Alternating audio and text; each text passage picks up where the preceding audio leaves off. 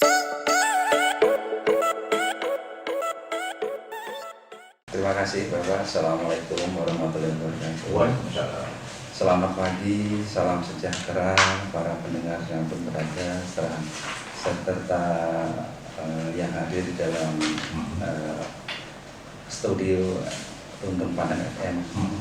Terima kasih sebelumnya Pak, kami diundang dalam kegiatan kali ini. Kami dari Kesbangpol yang bertugas sebagai membantu Pak Bupati Tanah Laut dalam rangka di bidang kesatuan bangsa dan politik. Ya, bangsa dan politik. Betul Pak, kesatuan bangsa dan politik. Dalam kaitan bahasan pada pagi hari ini, kami juga menyertakan dua rekan, yaitu tadi Bapak sebutkan Pak Deden dan Pak Tamrin. Kebetulan beliau juga yang seringkali berhadapan atau menghadapi masukan informasi dari masyarakat terkait konflik sosial itu, konflik sosial ini.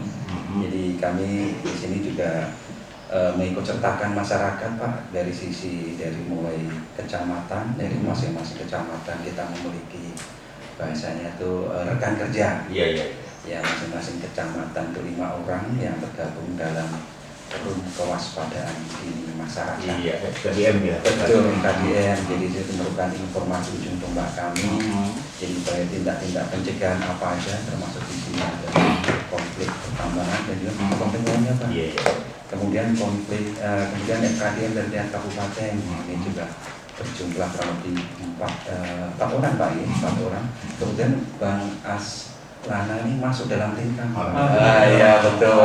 Nanti kita gali lebih.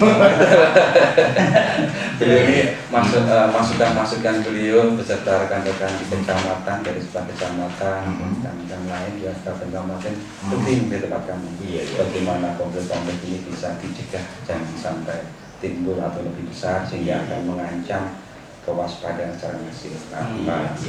Oke, ya terkait mengancam kewaspadaan nasional, memang apa yang terjadi sebenarnya kita tanya nih ke Gantara nih mungkin. Sebelumnya mungkin Pak, Gantara ini di bidang apa mungkin? Perkara Gantara di Tanah Laut ini sejak kapan bentuknya, kemudian ada hierarki ke provinsi atau ke sampai nasional? Terima kasih sebelumnya. Nama Ulun Abdul Latif, di sini sebagai Ketua Garda Taruna Nusantara, Taruna Nusantara Kabupaten Tanah Laut. Kebetulan Garda Taruna Nusantara ini mulai dari pusat sampai daerah sampai kecamatan. Fokusnya itu masalah hukum dan HAM. Hukum dan HAM. Jadi kami di sini melihat memang permasalahan tambang ini sangat luar biasa. Artinya tidak hanya di Tanah Laut, tapi juga di daerah-daerah lain. Nah, di sini kami melihat dari penyebab faktor kenapa terjadinya konflik sosial di masyarakat. Faktor itu disebabkan oleh ketidakadilan. Ketidakadilan pihak. Artinya ketidakadilan di sini Baik dari pelaku usaha maupun dari pemerintah barangkali. Ya, dari pemerintah. Ada 2 faktor ketidakadilan itu. Faktor yang pertama itu faktor struktural. Artinya faktor strukturalnya adalah faktor kebijakan pemerintah yang bersifat terlalu bebas dan fokus pada pendapatan finansial. Daerah lah tidak memperdulikan hal-hal yang lain. Yang kedua itu faktor kontekstual. Nah, faktor kontekstual ini lebih kepada perusahaan itu sendiri. Misalkan seperti faktor pembebasan lahan, faktor lingkungannya, faktor kemiskinan dan kesenjangan sosial, faktor politik lokal dan kepentingan masyarakat. Habis itu jalur pelayaran kapal tungkang yang sering bermasalah juga. Habis itu penggunaan kekerasan dalam penyelesaian masalah dari pihak perusahaannya kepada masyarakat. Kepada masyarakat. Yang terakhir itu perspektif negatif masyarakat terhadap aktivitas pertambangan. Jadi ini adalah faktor-faktor yang mempengaruhi terjadinya konflik sosial masyarakat di aktivitas pertambangan. Jadi selama ini yang diamati itu mungkin ada banyak ya Pak. Mungkin caranya sendiri bisa diceritakan. Jadi kalau kami melihat itu salah satu yang paling menonjol itu adalah faktor kemiskinan daerah pertambangan. Oh, Artinya di sana banyak tambang, tapi di satu sisi masyarakatnya sangat miskin. Oh. Mereka tidak mendapatkan akses yang layak di daerah pertambangan untuk kehidupan mereka. Iya. Ya, barangkali nanti kita gali ya, kita gali di dalam nanti kita supaya substantifnya nanti supaya timbul ya. Jadi kita silakan dulu untuk Pak Adi Rahmadi dulu yang berkaitan dengan tema yang kita akan hari ini untuk tupoksi L. Terima kasih atas waktu yang diberikan berkenaan dengan lingkungan hidup. Jadi terhadap segala kegiatan usaha industri dan dalam hal ini pertambangan pada pagi ini. Jadi ada hak masyarakat. Setiap orang berhak atas lingkungan hidup yang baik, sehat sebagai bagian dari hak asasi manusia. Itu hak setiap orang. Kemudian di dalam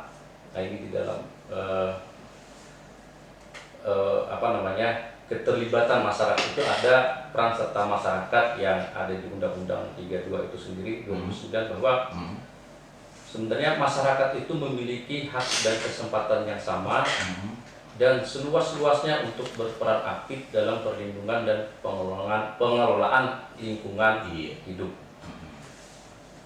Pemirsa sekalian, apa yang kita bahas tadi, jadi akhir dari kegiatan pertambangan, karena fokusnya pertambangan daripada pagi ini, tentunya telah terjadi perubahan fungsi lingkungan. Mungkin dulu ada sungai, gunung, hutan dan sebagainya. Nah, fungsi lingkungan sebagai serapan air itu terjadi perubahan.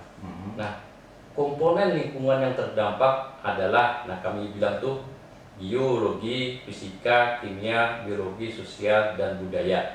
Ini kelihatannya sangat menyeluruh, karena sangat dipahami ketika dilaksanakan kegiatan pertambangan ini biasanya sangat luas, 50 hektar, 200 hektar.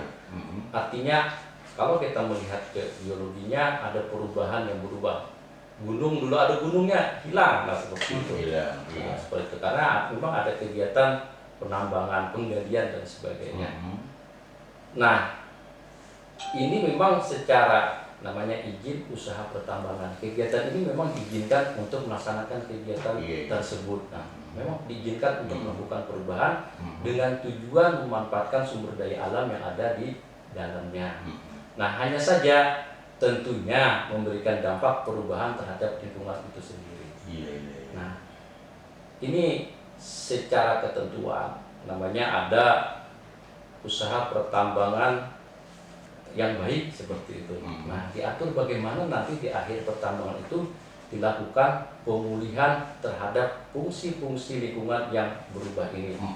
Dari fisiknya, nah ini yang tanahnya tadi sudah matinya, kemudian biologinya mungkin hewannya, pohonnya, mungkin ada terjadi hilang, termasuk nanti sosial dan budaya di situ.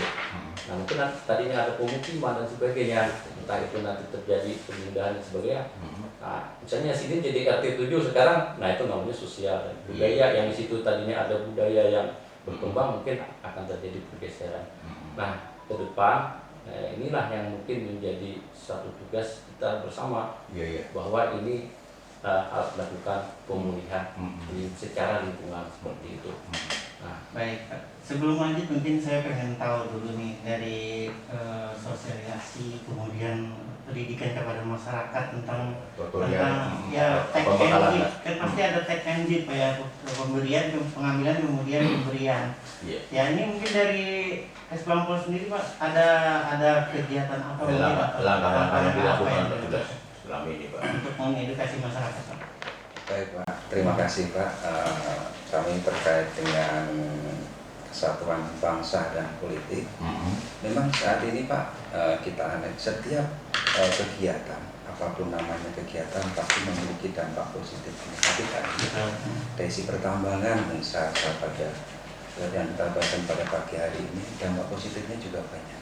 Misal yang membuka lapangan kerja, adanya perputaran ekonomi yang ada, pendapatan negara, dan juga kemaslahatan hidup orang banyak. Contoh PLTU sebagai sumber bahan bakunya adalah hasil tambang, dia bisa memberikan sumber energi listrik yang mengalir ke Kalimantan Selatan dan Tengah.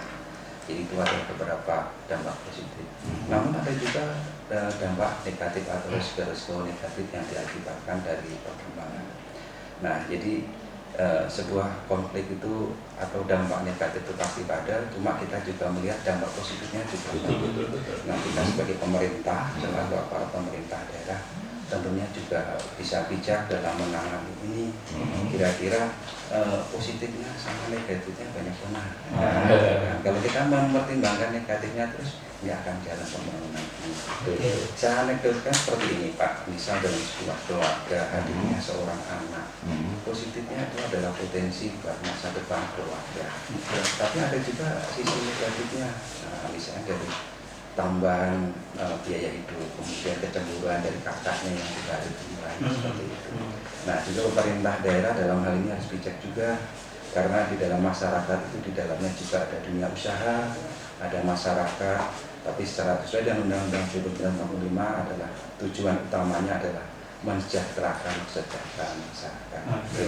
Artinya kepada masyarakat memang sudah diedukasi secara baik ya. Nah, ini kembali Pak, mungkin terkait pertambangan itu sebenarnya semenjak adanya undang-undang pemerintah daerah itu kewenangan pertambangan berada di pusat. Namun karena efek dari pertambangan positif atau negatif yang ada itu adalah masyarakat kita adalah masyarakat Kabupaten Tanah Laut. Dari sisi kesatuan bangsa, Bapak, kita antisipasi konflik, karena saya berada di Foksi Antisipasi Konflik ini. Ya, kita mengikut sertakan dari di awal belum sampaikan bahwa di masing-masing kecamatan kita juga mengikut sertakan masyarakat berperan aktif untuk pencegahan konflik, kemudian kerjasama dengan instansi vertikal, misalnya dengan kepolisian, mulai dari Babin Kantipmas dengan TNI, dengan Bapak Babinsa, kemudian dari Angkatan Laut ada 4 pos TNI Angkatan Laut yang ada di sepanjang garis pantai 40 km, dengan Polo Aero, juga dengan Bapak Kejaksaan yang ada tergabung dalam FKDN tadi Pak. Itu yang kami bisa sampaikan dari sisi kesatuan bangsa.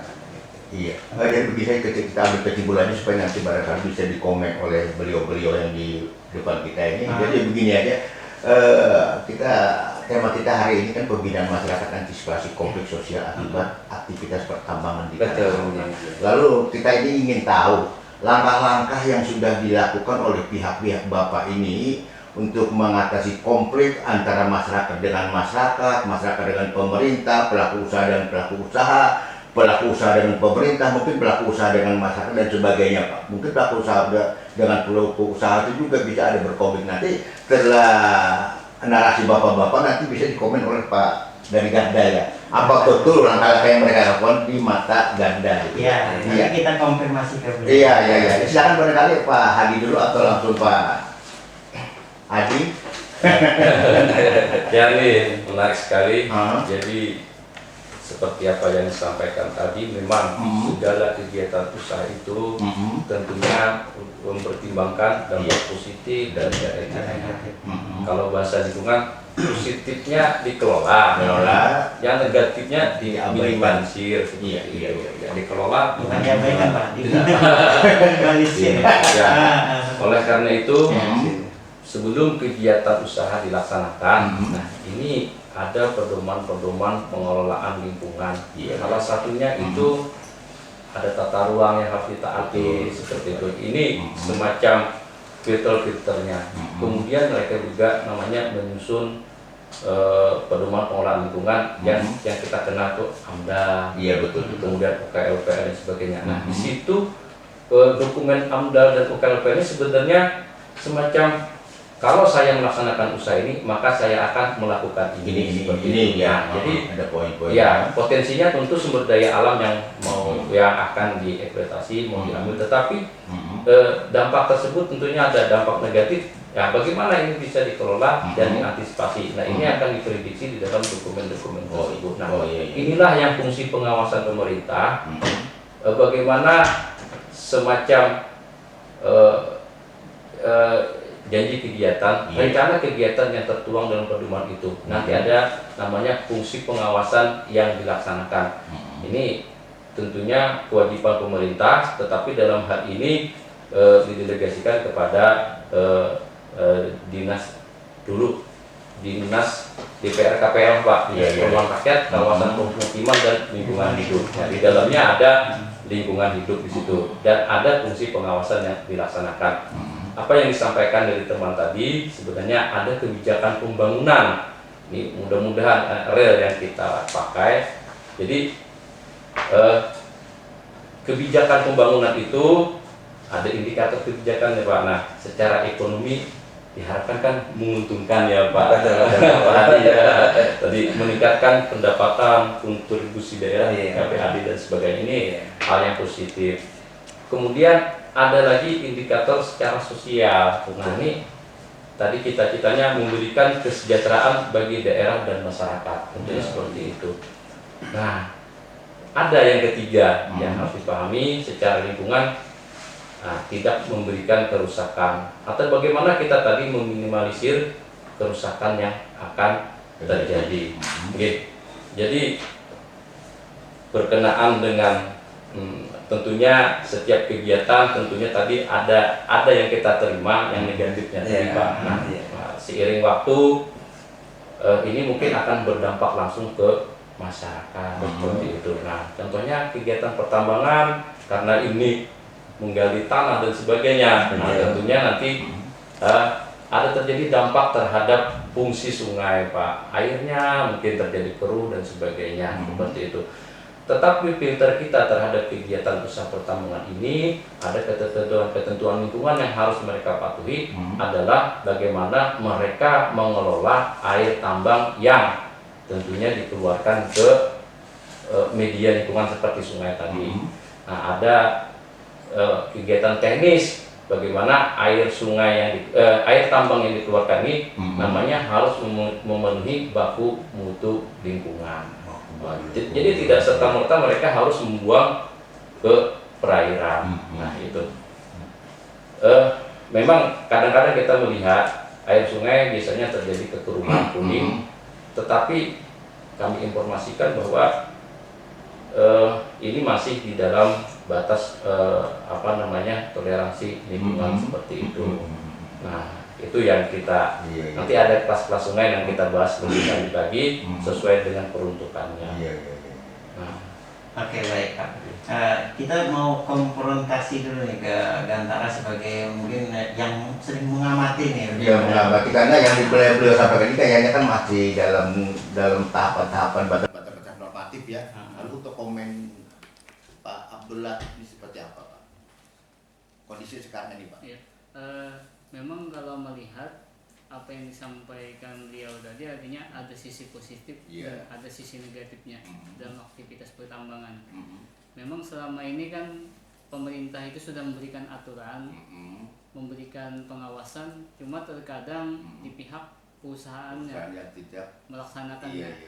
Artinya kalau kami melihat kan di lapangan itu memang ada di daerah pertambangan itu masyarakatnya memang sejahtera, tapi di sisi lingkungannya yang terabaikan. Tapi ada juga sisi lingkungannya bagus, cuman masyarakatnya seperti itu saja. Itu saja. Ada juga yang tidak keduanya. Artinya keduanya dipertanyakan kan. Itu kalau menurut pengamatan dari Gantara sendiri ada beberapa aturan yang dilanggar atau seperti apa? Kalau kami melihat sih di sini memang dari pihak perusahaannya yang tidak melaksanakan, karena kan pemerintah sudah memasang rambu ya. Sudah memasang rambu, artinya sesudah sesuai prosedur, tapi kadang-kadang kan di lapangannya yang tidak dilaksanakan, terutama dari sisi pemberdayaan masyarakatnya. Karena sisi pemberdayaan masyarakatnya inilah yang sangat penting yang krusial itu ya. yang Untuk terjadinya konflik mungkin dari masyarakat ini yang nantinya bisa harus diantisipasi segera. Iya. Nah, kalau upaya dari Gantara sendiri untuk memberikan masukan melihat kondisi seperti ini, memberikan masukan teman ke masyarakat atau ke pemerintah? Memang selama ini kami belum melakukan ya, hanya memberikan pengamat aja ya. masukan terhadap pemerintah, cuma kami masih melihat, mengamati dan mempelajari. Oke. Jadi hanya berita kabar kawan saja nih Bantara ya. Ya, saya kira sudah ada tindakan mungkin dari Gantara sendiri yang sebelumnya kan ini udah lama berjalan ya. Nah, untuk kedepannya nanti agar supaya konflik sosial ini tidak terjadi, mungkin saran dari Gantara sendiri seperti apa, Pak? Mungkin yang pertama artinya pihak pemerintah ini nantinya bisa melibatkan terutama ormas atau LSM yang di Kabupaten Tanah Laut dalam hal pengontrolan dan pengawasan terhadap pihak perusahaan tersebut. Yang kedua, pihak perusahaan ini mau melibatkan ormas atau LSM dalam melakukan pemberdayaan masyarakatnya. Artinya karena LSM ini kan mereka juga aplikasinya kepada pemberdayaan masyarakat. Mungkin dua hal itu yang perlu diperhatikan. Oke, baik. Kita ke dinasnya, ke sisi pemerintahnya nih lagi. Mungkin ke Bang Pol. Pak, selama ini memang mungkin apakah sudah dilibatkan atau masih kurang gitu, Pak? Seperti apa mungkin, Pak? Untuk ormas dan LSM masyarakat yang peduli lingkungan ini, Pak. Kan tadi sudah dibilang juga ada FKDM atau lain sebagainya, itu tadi sudah dilibatkan, namun mungkin edukasi yang lain juga. Atau seperti apa mungkin, Pak? Silakan, Pak. Baik, terima kasih Bapak. Memang LSM yang ada organisasi masyarakat yang dari Kabupaten Tanah Laut kurang lebih 28 ya. Kurang lebih 28. Banyak sekali ada kami inventarisir. Itu baru yang terdaftar ya, baru yang belum. Ya, kami juga banyak mengucapkan terima kasih dari rekan-rekan ormas dan LSM karena saat ini banyak membantu memberikan masukan karena jangkauan kami selalu pemerintah daerah juga terbatas. Nah, dengan adanya selamat datang Bapak Mari. Iya, kita berarti juga bersama kita Pak Mardika ya dari Kanci Kajari Jasa Negeri Kabupaten Tanah Laut. Datang, Pak. Selamat datang. Ya. Baik, nanti kita akan ngobrol-ngobrol langsung ya. Dengan beliau. Sekarang disambung dulu, Pak, tadi ya, tentang LSM tadi. Baik, LSM yang ada di Kabupaten Tanah Laut, organisasi masyarakat di Kabupaten Tanah Laut jumlahnya 28. Alhamdulillah rekan-rekan dari LSM dan ormas ini banyak memberikan masukan, sumbangsi, tidak hanya di pertambangan Pak, ini banyak sekali.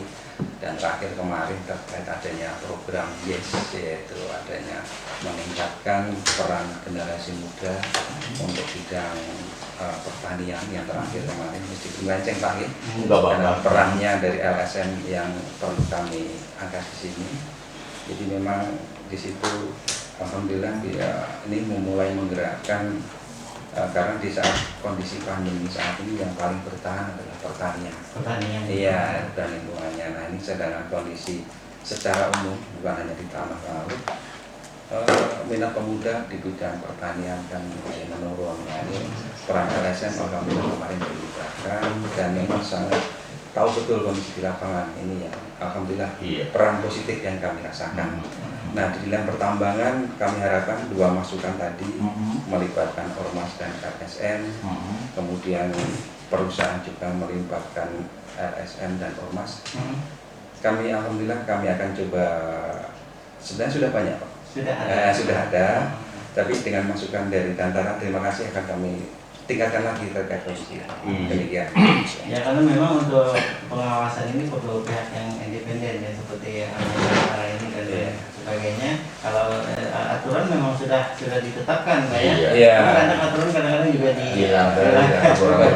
pengusaha. Betul. Nah terkait aturan-aturan ini mungkin dari Kejari nih ya kita minta Kita coba ya Pak bidang-bidang dari rekan-rekan Pak dengan tema kita pembinaan masyarakat antisipasi konflik sosial akibat aktivitas pertambangan di Kabupaten Karawang.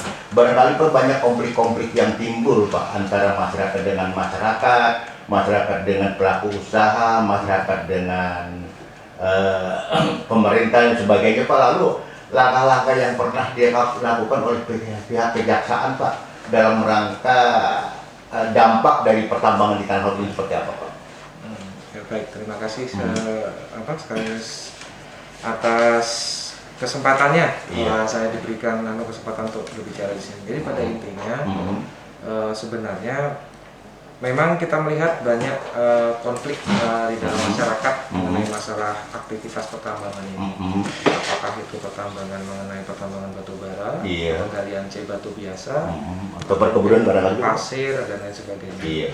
Nah, dalam hal ini memang pastinya di masyarakat itu banyak sekali timbul masalah mengenai apakah itu tentang lingkungannya ya Pak ya, mengenai lingkungannya, juga mengenai dampak sosial lainnya seperti mungkin pekerjaan dan lain sebagainya. Dalam hal ini memang banyak sekali ada beberapa hal yang mungkin nanti bisa saya sampaikan, namun ini karena saya baru sampai jadi maaf ini saya ini dulu persiapan dulu ini.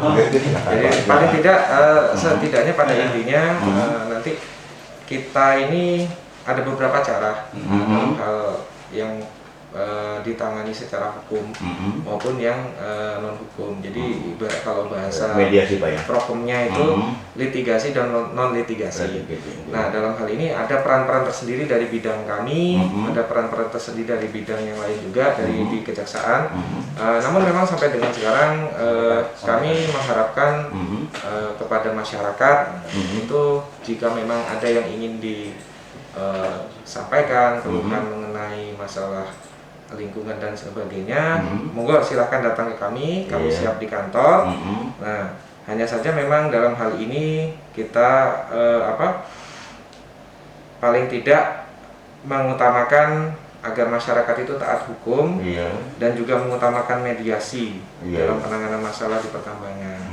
Nah, apabila ada sengketa yang memang tidak dapat dimediasikan secara musyawarah, bisa juga mengajukan gugatan secara hukum diselesaikan di persidangan. Lah itu yang namanya litigasi tadi.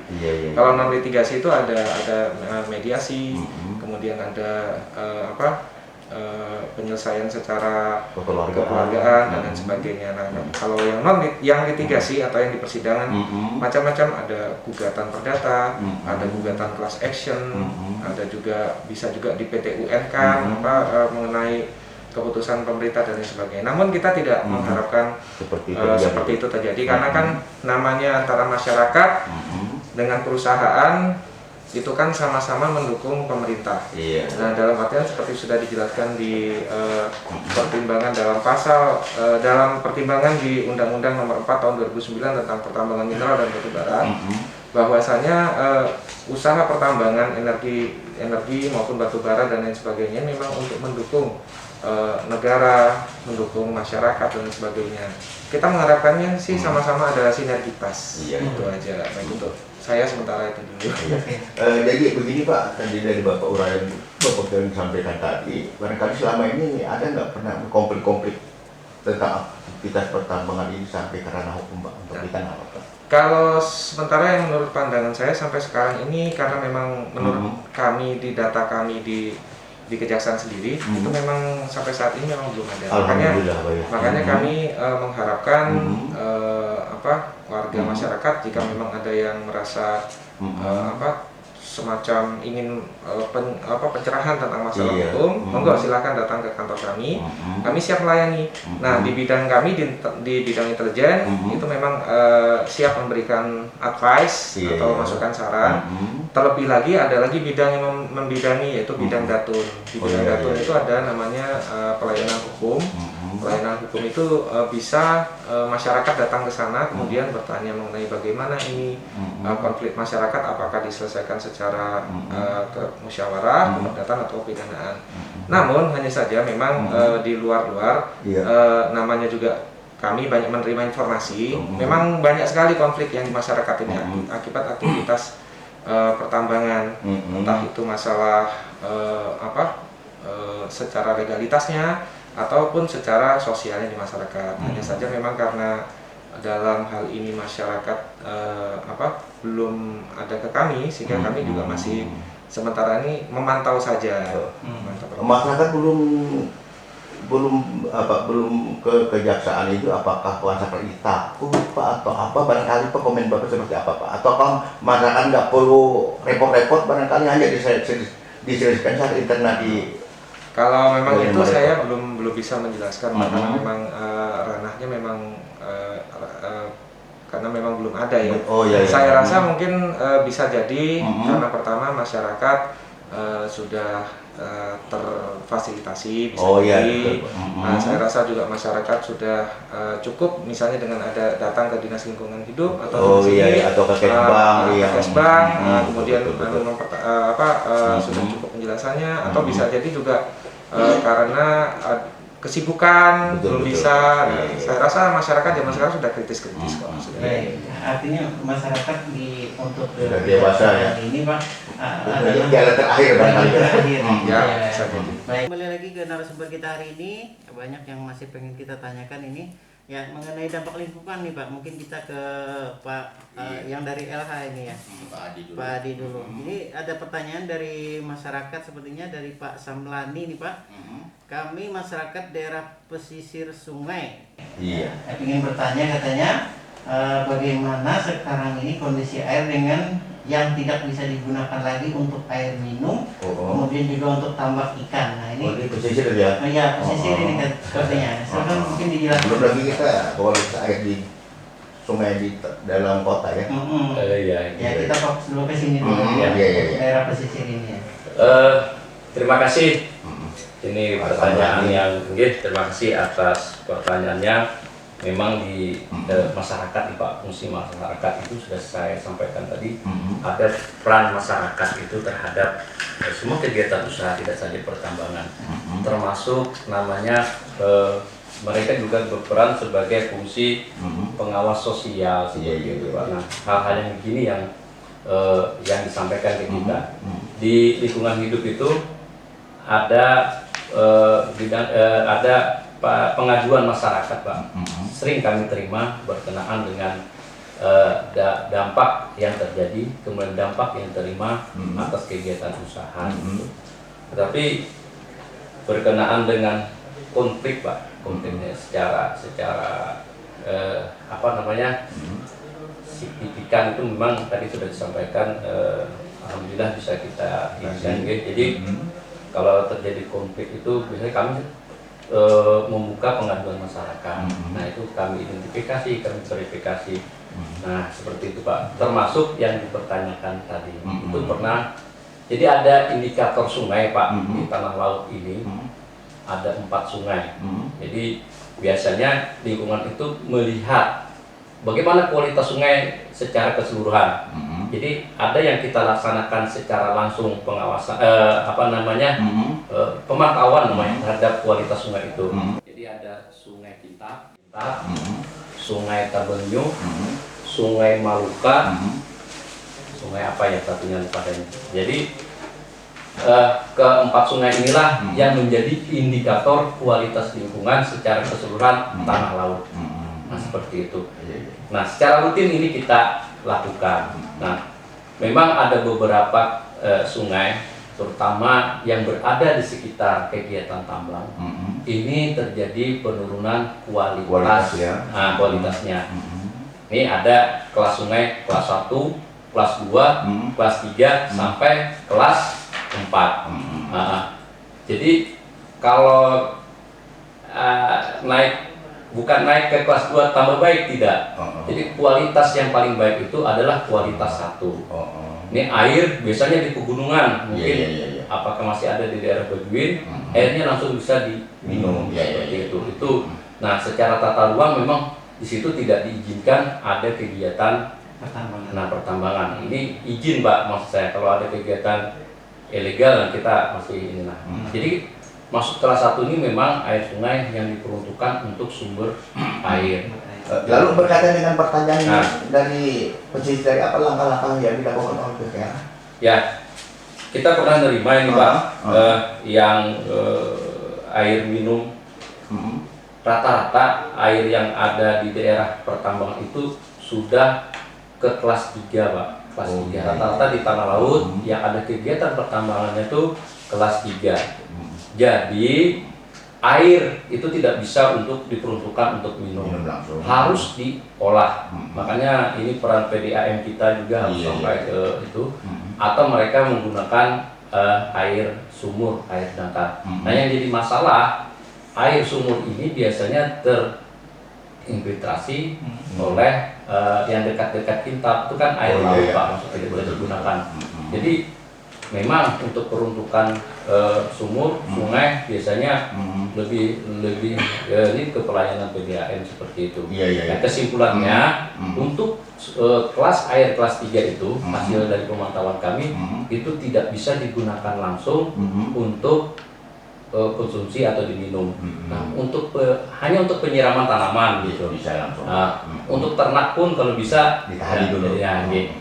Kalau itu digunakan untuk budidaya tambak, maka harus dilakukan penyaringan. Kalau dulu memang air sungai itu menjadi bahan baku kegiatan tambak dan sebagainya, bisa langsung digunakan. Dengan kondisi sekarang Pak, memang terjadi penurunan terhadap kualitas sungai. Rata-rata sudah ke kelas 3. Ini mudah-mudahan jangan naik lagi ke kelas 4 gitu seperti itu. Nah, biasanya kalau kami menemukan kondisi seperti ini Pak, kami lakukan sosial ke masyarakat. Apa yang saya sampaikan tadi, bahwa air itu jangan diminum karena dikhawatirkan Pak. Memang secara keruhnya keruh Pak, TSS namanya, kekeruhan itu memang keruh. Nah, tetapi masih dapat digunakan untuk peruntukan dengan catatan dilakukan pengolahan tadi ini. Nah, kalau itu terjadi di kelas sungai kita, biasanya akan kami lakukan satu inventaris dari hulu sampai ke hilir. Pernah terjadi Pak, terjadi pencemaran di salah satu sungai kita, hanya daerah Kintab itu, daerah sungai Kuranji dan sebagainya. Kami berikan pengamatan dari hilir sampai ke hulu. Nah, memang sumber dari pencemaran ini belum masuk pencemaran Pak sebenarnya, belum kategori pencemaran, hanya menurunkan kualitas air sungai saja. Nah, ini dampak penyebabnya kumulatif. Ada yang memang dari alam sendiri. Nah, sekarang kan udah pembukaan lahan untuk perumahan sebagainya, ada kegiatan-kegiatan di sepanjang sungai, termasuk di hilirnya ada kegiatan pertambangan itu sendiri. Nah, mulai kami lakukan pengawasan terhadap semua kegiatan, terutama titik sumbernya adalah pertambangan. Bagaimana mereka melakukan gitu loh. Apakah masih ada ketentuan yang tidak mereka lakukan seperti itu. Nah, seperti ini Pak, fungsi lingkungan hidup ini adalah melakukan pembinaan, melakukan pengawasan. Nah, biasanya kita berikan satu bagaimana ini solusinya untuk bisa ditangani. Nah, mudah-mudahan dengan ada fungsi-fungsi kontrol tadi, kontrol sosial oleh masyarakat, kemudian pengawasan oleh pemerintah, bahwa sumber atau potensi pencemaran itu bisa dapat dikurangi. Ya, tidak kembali ke Bongbong, kita kembali kepada kejaksaan dulu ya. Tadi Pak, barangkali ada hal-hal yang oleh perusahaan itu Pak tidak memenuhi ketentuan-ketentuan Pak. Apa bisa langsung misalnya disidik atau di tempatnya apa Pak, supaya karena mereka ini kita anggap sudah melanggar ketentuan, melanggar hukum. Nah, kemudian barangkali ini Pak memang juga waktu juga membatasi kita Pak, ini banyak unek-unek yang Bapak perlu sampaikan dan silakan nanti baru setelah itu nanti pemungkas masing-masing narasumber. Ya silakan Pak. Baik, terima kasih atas waktunya nanti yang diberikan pada saya. Jadi gini, ketika kita berbicara mengenai hukum, berbicara mengenai kejaksaan, tapi kita juga setidaknya berbicara mengenai hukum acara, pidana maupun perdata. Nah, dalam hal ini kewenangan untuk melakukan penyidikan, penyelidikan itu ada di PPNS, ada di lingkungan hidup. Kami hanya bertindak sebagai jaksa penuntut umum yang nantinya akan membawa kasus ini misalnya ke ranah hukumnya. Jadi makanya dalam hal ini ketika ada masukan SPDP atau masukan berkas dari PNS atau penyidik PNS lingkungan hidup yang tentunya juga berkoordinasi dengan kepolisian, itu nanti kita akan memberikan petunjuk di situ. Jadi apakah misalnya perusahaan ini ataukah aduan ini ataukah memang berkas-berkas yang sudah menjadi berkas itu, dokumen-dokumen itu sudah sesuaikah, bisa kami lanjutkan ke persidangan atau tidak. Lanjut ya, kembali tadi Pak, nyambung yang tadi Pak. Ya. Jadi tadi pertanyaannya apa Pak? Saya lupa. Oke, mengenai kasus-kasus tadi Pak, mungkin masyarakat mengadunya ke dinas, ke LSM. Apakah di kejaksaan sendiri tidak membuka peluang itu? Oh gitu. Ya, jadi yang seperti saya sampaikan tadi di awal, kami sangat-sangat membuka peluang itu. Silakan. Jadi untuk di tempat kami khususnya di bidang intelijen itu semua kami menangani. Jadi sebutannya itu kalau singkatannya Ipolek Sosbud Hankamas. Nah, jadi ideologi, politik, ekonomi, sosial, budaya, pertahanan, keamanan dan masyarakat. Nah, jadi monggo silakan. Biasanya itu nanti kalau aduan masyarakat itu nanti ada tembusan-tembusannya. Itu nanti dikirimkan kemana-mana. Dari kami sangat-sangat diberikan kewenangan sesuai dengan Undang-Undang Kejaksaan Nomor 16 Tahun 2004 itu. Kami diberikan kewenangan yang penuh untuk melakukan semacam investigasi. Nah, bisa. Namun hasil akhirnya tetap kita juga nanti kerjasama dengan pihak dinas. Bagaimana ini ke depannya, bagaimana ini ke depannya. Waktu juga membatasi kita barangkali pemungkas Pak, untuk pemungkas dibawa kepada masing-masing narasumber. Ya, baik ya. Silakan Pak. Jadi pada intinya konflik itu banyak sekali, khususnya yang saya lihat, saya pantau di tanah laut ini sangat banyak perusahaan, baik itu tambang maupun yang non tambang. Hanya saja kan pastinya akan ada konflik masyarakat di sana. Yang ingin saya sampaikan bahwasanya ada yang namanya litigasi dan non litigasi. Litigasi adalah cara kita dari privat atau masyarakat secara umum itu mengajukan gugatan ke pengadilan, bisa berupa class action maupun gugatan perseorangan. Nah, sedangkan yang non litigasi ini itu bisa dicapai dengan berbagai cara. Contohnya salah satunya itu tadi adalah mediasi. Yang saya harapkan di sini karena kita sama-sama mendukung pemerintah, kita mendukung kebijakan pemerintah. Mari saya himbau kepada masyarakat, yuk kita sama-sama bersinergi dengan perusahaan dalam hal pembangunan untuk daerah yang berkelanjutan. Nah, begitu juga dengan perusahaan yang tambang dan lain sebagainya, yuk difasilitasi ataupun memang aturan-aturan yang ada segera dipenuhi sehingga tidak terjadi kerusakan lingkungan yang akibat tambang sehingga berakibat kepada masyarakat yang terdampak.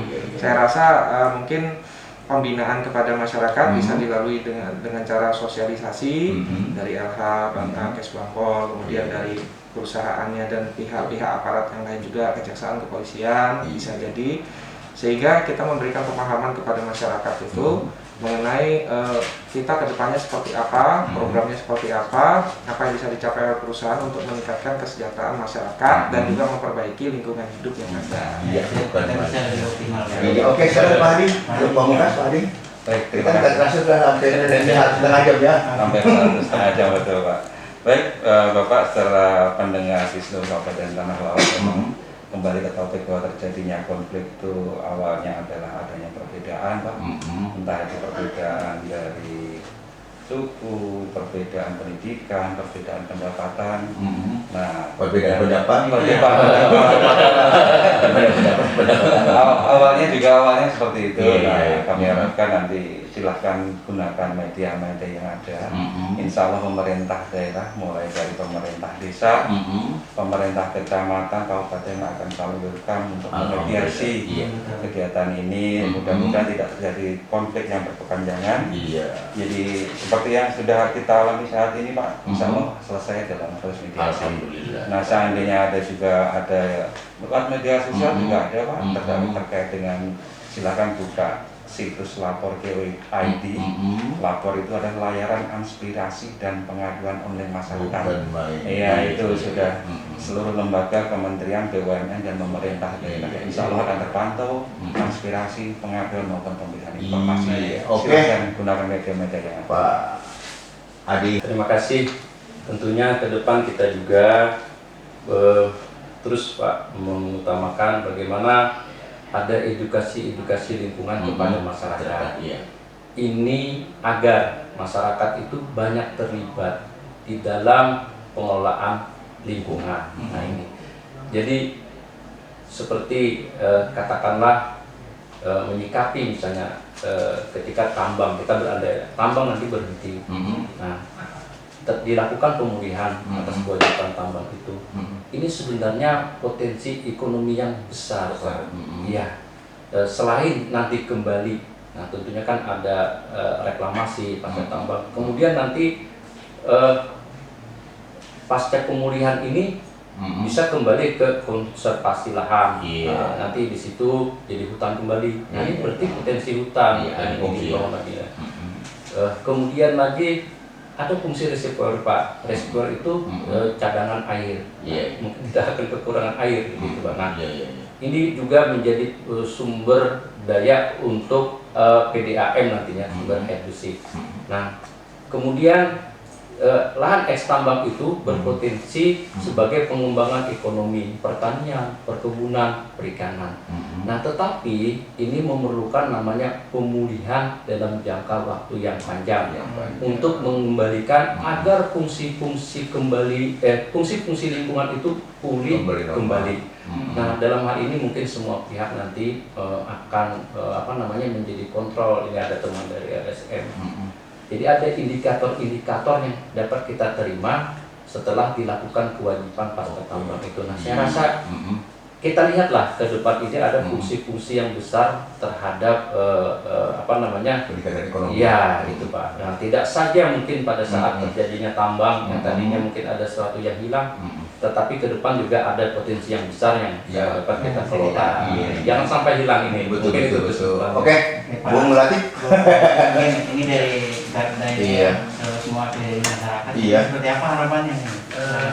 Harapannya yang pertama apa yang belum sampaikan di awal tadi, masalah faktor-faktor atau pengamatan, kuncinya cuma satu, yaitu ketidakadilan. Ketika ketidakadilan itu pasti terjadi konflik sosial. Jadi yang harus diciptakan oleh pemerintah, pengusaha itu adalah keadilan. Nah, di sini untuk menciptakan keadilan itu perlu di sini mengambil satu prinsip, yang mana prinsip ini juga dipakai sebagai filosofi, teori hukum dan naluri. Yang mana prinsipnya adalah the principle of social justice. Apa itu the principle of social justice? Prinsip ini pada intinya mengharuskan semua orang berhak atas persamaan untuk mengakses kesejahteraan, kesehatan, keadilan, privasi dan peluang tanpa memandang status hukum, politik, ekonomi serta kondisi lainnya.